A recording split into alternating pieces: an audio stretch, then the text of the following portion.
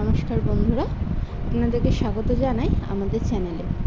আজকে আমরা চলে এসেছি একটি নতুন রেসিপি ভিডিও নিয়ে। আজকের রেসিপিটি হচ্ছে দেশি রুই মাছের সর্ষে দিয়ে ভাপা। চলুন শুরু করা যাক। প্রথমে আমরা মাছটিকে ভালোভাবে কেটে নিলাম।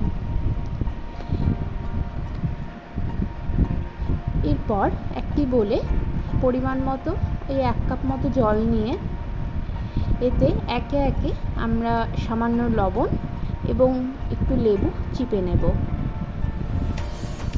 এটাতে মাছগুলো নরম হয়ে থাকবে এবং মাছের যে একটা আষ্টে গন্ধ থাকে সেটা চলে যাবে।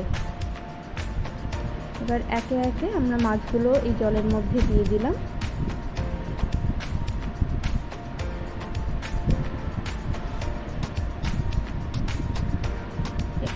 এরপর আমরা এটাকে ঢাকনা দিয়ে কিছুক্ষণ রেখে দেব।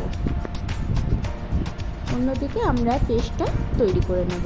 চলুন, প্রথমে একটা টিফিন কৌটোর মধ্যে আমরা একে একে সর্ষে বাটা,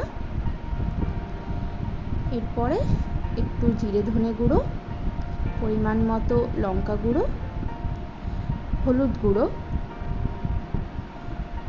এবং সামান্য পরিমাণ লবণ দিয়ে দেব।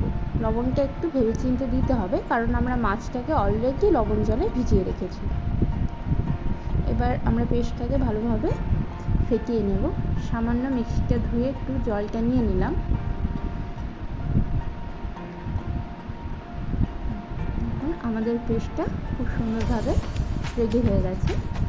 এরপরে এর মধ্যে আমরা মাছগুলোকে একটু উল্টে পাল্টে মাখিয়ে নেব। এখন আমরা মাছগুলো মেখে গুঁড়োতে একে একে দিয়ে দিচ্ছি।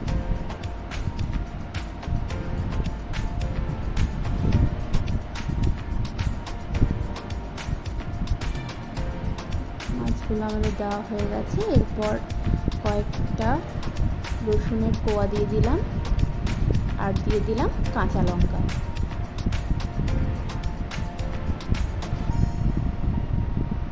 এরপর আমরা এর উপরে দিয়ে দেব কাঁচা সর্ষের তেল।